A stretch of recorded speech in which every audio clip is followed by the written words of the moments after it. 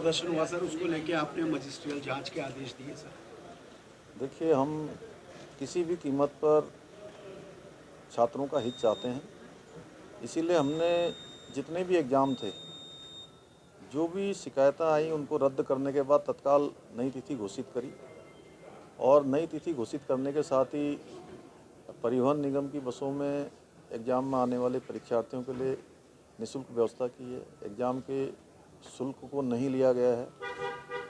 और नकल अध्यादेश हमने कहा था हम लेकर आएंगे 10 तारीख तक, क्योंकि कैबिनेट होनी थी और कैबिनेट थोड़ा आगे चली गई। हमारे पहले से कुछ कार्यक्रम लगे हुए थे सभी मंत्रियों के, तो कैबिनेट न होने के बाद भी हमने उसको विचलन से अनुमोदन करके महामहिम राज्यपाल महोदय को अग्रसारित कर दिया है और यह भी तय कर दिया कि जितनी भी परीक्षाएं होंगी अब वो सारी परीक्षाएं इस नकल अध्यादेश से आच्छादित होंगी। उसमें जो प्रावधान किए हैं 10 साल तक की जो कैद है, इसके अलावा सारी संपत्ति जब्त करने का है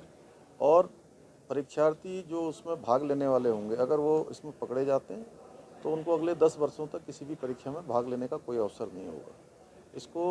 हमने सबसे सख्त कानून जो हो सकता था वो बनाने का प्रावधान किया है। इसलिए हम छात्रों से भी कहना चाहते हैं कि हमारे छात्र छात्राएं, बेटे बेटियां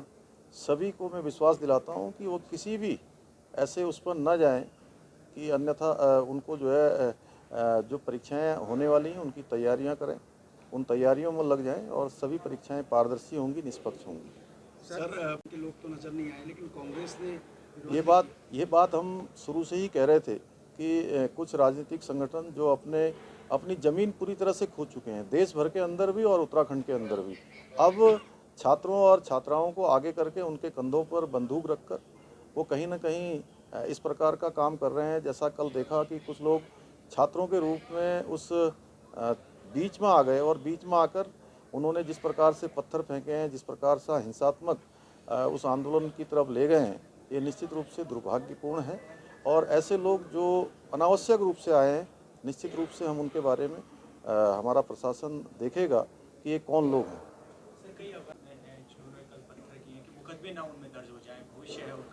नहीं, देखिए, हम किसी भी छात्र एवं छात्राओं का जो